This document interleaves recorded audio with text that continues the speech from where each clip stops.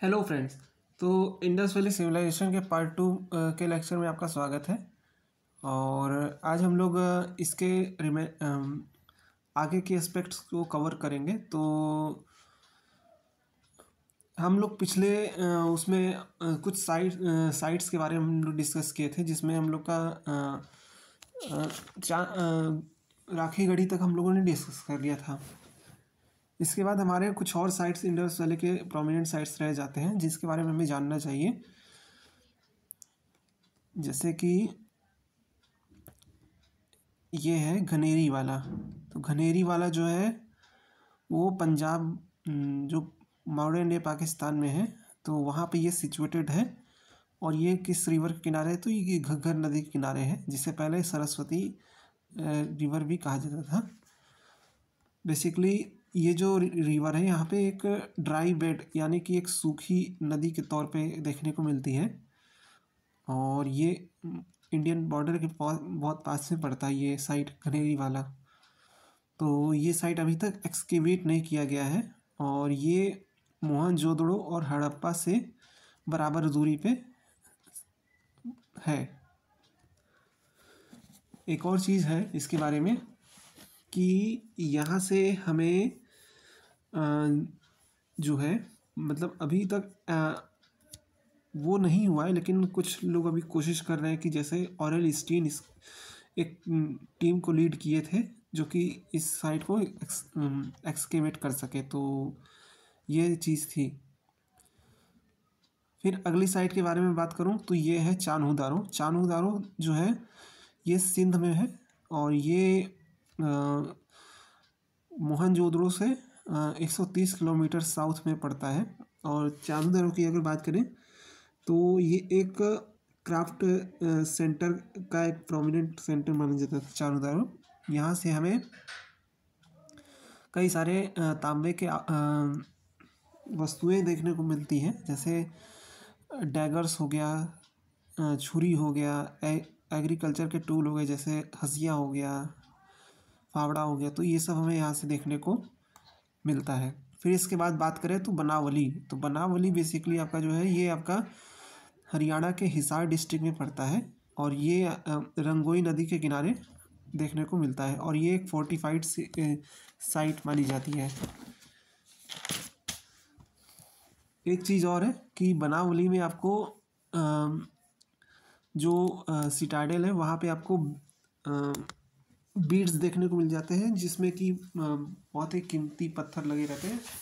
जैसे सोने के साथ साथ उसमें लैपिस लाजुली और कार्नेलियन का भी उसमें देखने को मिल जाता है।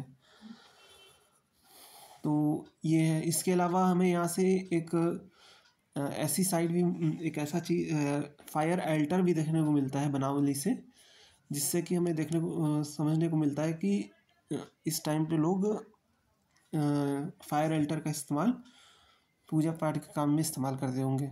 फिर इसके बाद बात करें तो एक है Allahdino site.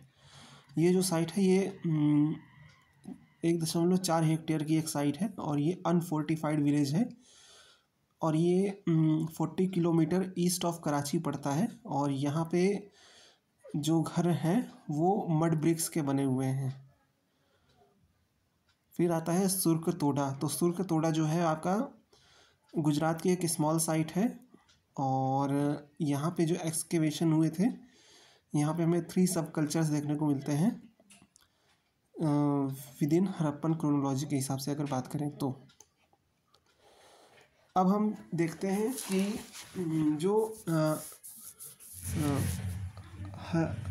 Indus valley civilisation का जो हमें एक्सटेंशन है वो कहाँ से कहाँ तक देखने को मिलता है। तो इसको अगर हम थोड़ा सा अगर जूम करने की कोशिश करें तो आप देख पाएंगे कि ये जो है ये आलमगीरपुर है। ये इंडस वैली साइड का सबसे ईस्टर्न पोर्शन मानी जाता है।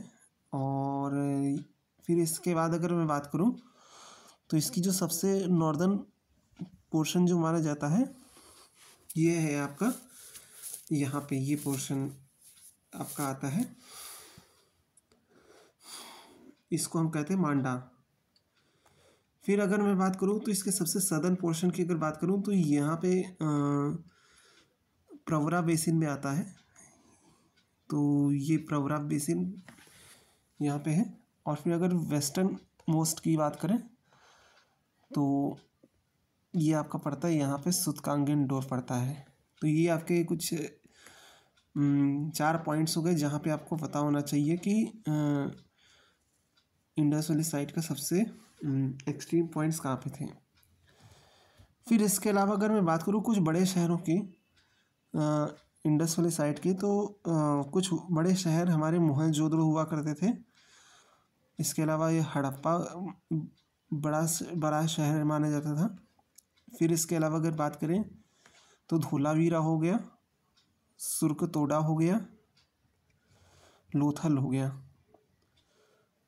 और पादरी भी एक बड़ा साइट माना जाता है। इसके अलावा कुछ माइनर साइट्स भी हैं जैसे चान्होदारो हो गया, कोट दिजी हो गया, और ये जो है आपका घनेरी वाला ये हो गया, और फिर इसके बाद कालीबंगा हो गया, बनावली हो गया। तो ये सब आपके कुछ ऐसे पोर्शंस हैं जहाँ पे आपको इंडस वैली साइट का या फिर इंडस वैली सिविलाइजेशन का मैक्सिमम एक्सटेंशन देखने को मिलता है। अच्छा, एक चीज़ और है, वो ये कि ये जो आप ये तो आप ऑरेंज पोर्शन में जो देख रहे हैं ये इंडस वैली साइट का मैप है, लेकिन ये जो आप येलो पोर्शन देख रहे हैं ये वो पोर्शन है जो कि आप ऐसे समझ सकते हैं कि यहाँ पे इंडस वैली साइट के पैरेलली में ही आपका नियोलिथिक कल्चर चल रहा है। तो ये आप इसको समझ सकते हैं। यहाँ पे आपको किरथर प्लेट्यू देखने को मिल रहा है और यहाँ पे आपको मेहरगढ़ है। तो ये आपका कम्प्लीटली डिफरेंट है इसके, तो ये चीज़ आपको समझनी होगी। तो ये हो गया आपका इंडस वैली साइट का इंडस वैली सिविलाइजेशन का एक्सटेंशन। अब हम बात करते हैं सेटलमेंट पैटर्न की। तो मैंने जैसा कि पिछले लेक्चर्स में आपको हिंट दिया था कि हम इनके जो भी टाउन प्लानिंग या अर्बन प्लानिंग है उसके बारे में पूरा हम बताएंगे। तो सबसे पहली बात तो ये है कि यहाँ पे इनका जो ड्रेनेज सिस्टम है वो काफ़ी ज़्यादा डेवलप हमें देखने को मिलता है, राइट। या हम इसको बात करें सेटलमेंट पैटर्न की तो काफ़ी ज़्यादा हमें यहाँ पे डेवलप देखने को मिलता है। यहाँ पे जो शहर थे वो 2 हिस्सों में बटे हुए थे, एक था सिटाडेल और एक था एक्चुअली मैं let me explain about this into another page so that you can get extensive information. So अगर मैं टाउन प्लानिंग की बात करता हूँ तो इनके जो टाउन थे वो 2 हिस्सों में बटे हुए थे, एक था सिटाडेल और दूसरा था लोअर टाउन। ये नॉर्मल माना जाता था, ठीक है। तो सिटाडेल क्या था? सिटाडेल आप ऐसे समझ सकते हैं कि ये एक शहर था, ठीक है। ये पोर्शन आपका सिटाडेल था और ये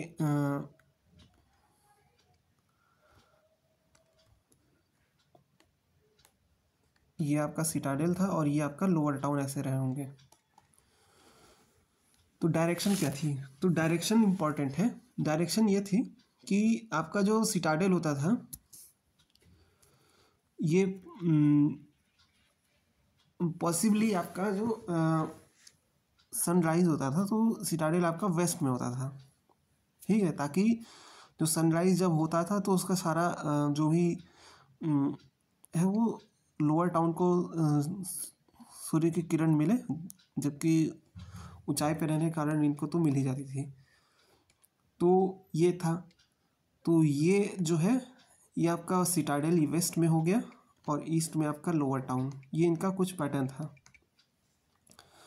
दूसरी अगर मैं बात करूं तो यहाँ पे जो सिटाडेल हुआ करता था यहाँ पे रूलिंग क्लास रहा करते थे, यानी कि इंफ्रास्ट्रक्चर के नज़रिए से अगर देखा जाए तो ये काफ़ी ज़्यादा डेवलप पोर्शन माना जाता था, और इसके कंपेरिजन में यहाँ पे डेवलपमेंट थोड़ा कम थी, क्योंकि आप समझ सकते हैं कि ये जब सिटाडेल रहा होगा तो ये राजा महाराजा लोगों के लिए रहा होगा, और यहाँ पे संभ्रांत लोग रहते थे, ठीक है। तो और यहाँ पे कॉमन पीपल रहते थे, तो कॉमन पीपल वैसे भी इतना ज़्यादा तड़क भड़क के रहते भी नहीं थे, तो इसलिए यहाँ पे नॉर्मल लोग पीपल नॉर्मली अपना ज़िंदगी गुजर बसर करते थे। तो मेन चीज़ ये है कि सिटाडेल में जो लोग होते थे, सिटाडेल में राज परिवार के लोग रहते थे, और लोअर टाउन में आम जनता रहती थी। फिर दूसरा है इसका ड्रेनेज सिस्टम। तो ड्रेनेज सिस्टम का क्या है, तो ड्रेनेज सिस्टम जो है ये एक इंडस वैली का रिमार्केबल फीचर माना जाता है। और ये जो है यहाँ पे सीन ये था कि इनके खुद के ड्रेनेज पैटर्न होते थे, और यहाँ पे जो भी नाली में जो भी अवशेष आता था उसको सूखने का पूरा प्रबंध यहाँ पे होता था। दूसरी चीज़ ये होती थी कि जगह जगह पे यहाँ पे जो भी नालियाँ होती थी उनको ढकने का भी पूरा इंतज़ाम होते थे। पूरा जैसे ये है, तो यहाँ पे हर जगह पे मेन होल बना दिया जाता था, ताकि एक तरह से क्लोज रहे और ज़्यादा लोगों को दिखे ना, ताकि प्रॉब्लम ना हो। तो और फिर मेन होल बना दिया जाता था ताकि टाइम टू टाइम इसकी सफाई भी होती रहे। तो ये कुछ इनका ड्रेनेज सिस्टम हुआ करता था, और ये सभी आपके ईंट पत्थरों से यहाँ पे काम हुआ करते थे। कोई भी उस समय की मौजूदा जो सिविलाइजेशन थी, सभ्यता थी, वो इस चीज़ पर ध्यान देती नहीं थी जितना इंडस वैली सिविलाइजेशन के लोग ध्यान देते थे। फिर तीसरी चीज़ ये थी कि इनकी जो सड़क होती थी वो 13 से 34 फीट के बराबर चौड़ी होती थी, और ये सभी सड़कें जो थी वो सीधे होती थी, और ये सभी सड़कें एक दूसरे को राइट एंगल के उस पर काटती थी, यानी कि इस तरह होती थी, और इस मतलब कैसे बताऊँ मैं, राइट एंगल का वो बनाती थी, एंगल बनाती थी, कोण बनाती थी। तो इस तरह से सड़कें इनका होती थी, यानी कि इस तरह से देखा जाए तो पूरा शहर जो होता था इनका वो एक ग्रिड के फॉर्म में बन जाता था। तो इससे क्या हो जाता था कि एक ग्रिड पैटर्न को फॉलो करते हुए शहर जब बनता था तो काफ़ी ज़्यादा अच्छा दिखता था, ठीक है।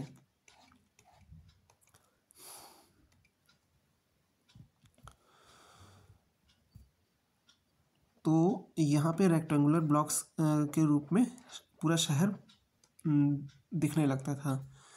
फिर तीसरी चीज़ थी ग्रेट बाथ। तो ग्रेट बाथ जो था यहाँ पे, ये अनदर स्ट्राइकिंग फीचर था इंडस वैली सिविलाइजेशन का। और ये जो ग्रेट बाथ था ये आपका मोहनजोदड़ो में देखने को मिला था, और इसको डिस्कवर 1926 में किया गया था। यहाँ पे एक ह्यूज स्विमिंग पूल था, जिसकी जो डायमेंशन थी वो 14 बाई 7 मीटर थी, और इसकी जो गहराई थी वो 2.4 मीटर थी। और यहाँ पे हमें जो है कि इसके केंद्र में हमें बहुत सारी गैलरी और रूम्स देखने को मिलते हैं, और वो सभी दिशाओं में हमें देखने को मिलते हैं। तो ये आप देख पा रहे हैं कि ये आपके सेटलमेंट पैटर्न थे। ग्रेट बाथ के बारे में मैंने आपको पहले भी दिखा दिया था पहले स्लाइड में, तो आपको मुझे बताने की ज़रूरत नहीं है वो कैसी दिखती थी। तो आप यहाँ पे ये देख रहे हैं कि ये यहाँ पे कैसे नाली बनाई गई है, कैसे यहाँ पे इनका ड्रेनेज सिस्टम पैटर्न काम करता है। और ये जो होता था ये आपका जो भी ड्रेनेज आता था यहाँ पे उसको सोक कर लिया जाता था। तो ये आपका इसका सेटलमेंट पैटर्न आप समझ सकते हैं। फिर क्राफ्ट स्पेशलाइजेशन की बात करूँ तो शेल मेकिंग या बीड मेकिंग थी। यहाँ पे हमें ivory carving is evident from combs, cylinders and pins found at archaeological sites of Indus valley civilisation. तो यहाँ पे हमें क्या क्या देखने को मिलता है, यहाँ पे हमें देखने को मिलता है लैपिस लजुली, और कई सारे चार्ट्स देखने को मिलते हैं, सिशल्स देखने को मिलते हैं, नाइफ्स देखने को मिलते हैं, कई सारे टूल्स देखने को मिलते हैं। तो ये सारी चीज़ें हमें जो देखने को मिलती हैं, ये मेनली शेल मेकिंग और बीड मेकिंग जो है दो प्रोमिनेंट सेंटर से हमें देखने को मिलती है। एक है चान्हो और दूसरा है लोथल। दूसरा है मेटल वर्क की अगर बात करें तो मोटा मेटल वर्क आपका जो है चान्हो, लोथल, धोलावीरा, नागेश्वर और बालाकोट से हमें देखने को मिलता है। यहाँ पे एक चीज़ और ध्यान रखने की है कि यहाँ पे जो मेटल क्राफ्ट का जो टेक्निक है वो उससे हम कहते हैं लॉस्ट वैक्स टेक्निक। इसमें क्या होता है कि इसमें जो एक कास्ट होता है, इसमें जो मेटल होता है उसको लिक्विड के रूप में पिघला दिया जाता है और उसे मोम के जो कास्ट होता है, मोम का जो खांचा होता है उसमें डाल दिया जाता है। फिर उस मोम के खांचे के हिसाब से उस मेटल का शेप बन जाता है और फिर उस खांचे को तोड़ दिया जाता है और फिर वहाँ से हमें एक स्टैच्यू देखने को मिल जाती है क्योंकि वो ठंडा हो जाता है तब। और इसका सबसे प्रोमिनेंट और अच्छा एग्जाम्पल हमें देखने को मिलता है डांसिंग गर्ल, जो कि ब्रॉन्ज की बनी हुई है। तो ये मेटल वर्क की जानकारी इनको पहले से ही थी। ये आप जैसा कि देख पा रहे हैं, ये बीड मेकिंग है, ये बीड्स बनाई गई हैं और ये आप डांसिंग गर्ल की फ़ोटो देख पा रहे हैं अपनी स्क्रीन के ऊपर। फिर अगर रिलीजन की अगर मैं बात करता हूँ तो रिलीजन आपका बेसिकली कई तरीके के कई एस्पेक्ट हमें देखने को मिलते हैं। यहाँ पे हमें जो सबसे स्ट्राइकिंग फीचर्स और देखने को मिलता है वो है फीमेल फिगरीन, जहाँ पे हमें मदर गॉडेस या नेचर गॉडेस हमें देखने को मिलता है और इनकी यहाँ पे टेराकोटा फिगर हमें देखने को मिलती है। दूसरा अगर मेल डेटी की बात करें तो मेल डेटी यहाँ पे जो है पाशुपति शिव के रूप में हमें देखने को मिलते हैं, जहाँ पे उनको सुपर नेचुरल पावर के तौर पे दर्शाया गया है। इसके अलावा अगर मैं बात करूँ तो बहुत सारे पेड़ों और जानवरों की भी यहाँ पे पूजा करने की प्रथा मानी गई है। यहाँ पे हमें जो है सबसे पहला एविडेंस पीपल के पेड़ का देखने को मिलता है। पीपल के पेड़ की पूजा करने का एविडेंस हमें यहाँ से देखने को मिलता है। इसके अलावा अगर जानवरों की बात करें तो बिसन, टाइगर, राइनोसोरस और हाथी, इसके अलावा भैंस, ये सारे जानवर ऐसे थे जो कि इंडस वाले पीपल इनसे काफ़ी ज़्यादा परिचित थे।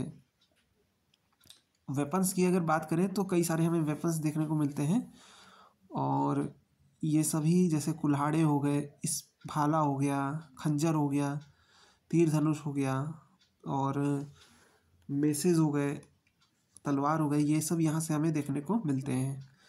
ब्यूरियल प्रैक्टिस की बात करें तो ब्यूरियल प्रैक्टिस हमें 3 तरीके की देखने को मिलती है। पहला है कंप्लीट ब्यूरियल, दूसरा है फ्रैक्शनल ब्यूरियल और तीसरा है पोस्ट क्रिमेशन ब्यूरियल। ये तीनों क्या होते हैं तो ये तीनों आपके मैं बता दे रहा हूँ।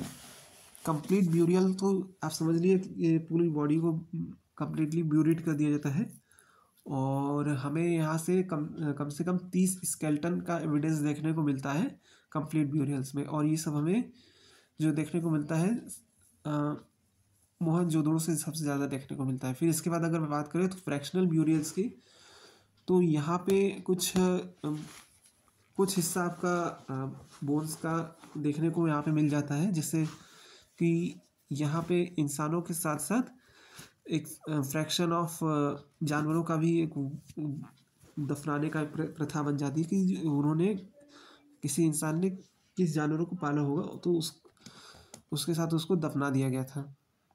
फिर है पोस्ट क्रीमेशन। पोस्ट क्रीमेशन का सीन ये है कि यहाँ पे जो है दाह संस्कार करने के बाद उसका जो राख है उसको घड़े में रख के उसको दफना दिया जाता था। तो ये इनकी ब्यूरियल प्रैक्टिस रहा करती थी। ठीक है, तो ऐसे कुछ इनका ब्यूरियल प्रैक्टिस रहा करता था। और ये आप देख पा रहे हैं कि ये प्रोटो शिवा है, पाशुपति शिव हैं और यहाँ पे आपको इसके साथ कई सारे जानवर देखने को भी मिल जाते हैं। और ये फीमेल डीटी है जिनको मदर गॉडेस कहा जाता है। अब सोसाइटी की अगर मैं बात करता हूँ तो सोसाइटी में हमें यहाँ पे सबसे पहले अगर कपड़ों की बात करें तो कॉटन और वूल यानी कि सूत, कॉटन और ऊन यहाँ पे हमें गारमेंट्स के तौर पे देखने को मिलता है, जिसमें वुमेन जो हैं स्कर्ट्स विथ क्लोक यानी कि एक लबादा ओढ़े लबादा ओढ़ती थी। फिर इसके अलावा अगर बात करें मेंस की, तो यहाँ पे जो मेन है वो अपने जो एक बाजू बंद करके धोती पहनते थे, तो ये इनका गारमेंट्स हुआ करता था। फिर इसके अलावा अगर हाउस होल्ड आर्टिकल की बात करें तो यहाँ पे हमें जार्स देखने को मिलते हैं, और ये या तो मिट्टी के बनते थे या पत्थर के बनते थे, और ये हमें कई सारे हड़प्पन सिटीज़ देखने को मिलते हैं। इसके अलावा टेबल चेयर भी हमें देखने को मिलते हैं, जिनका मेन पर्पस डेकोरेशन और कंफर्ट्स के लिए होता था। और फिर इसके बाद अगर सौंदर्य प्रसाधन की बात करें तो दोनों को ही काफ़ी ज़्यादा मेन और वुमेन दोनों को ही सौंदर्य प्रसाधन का काफ़ी ज़्यादा शौक था। और यहाँ से हमें गोल्ड, सिल्वर और कॉपर के आइटम्स देखने को मिलते हैं इसके, जिसमें हमें जेड, कार्नेलियन, एजेट और लापिस लजुली नाम के कीमती पत्थर जड़े हुए होते थे। ठीक है, तो ये हो गया हमारा societal aspect of Indus valley civilisation. इसके अलावा इसके कुछ और एस्पेक्ट बचे हैं, तो उसको हम नेक्स्ट वीडियो में कवर करेंगे। मिलते हैं आपसे हम नेक्स्ट वीडियो में। अपना ध्यान रखिए। Good bye.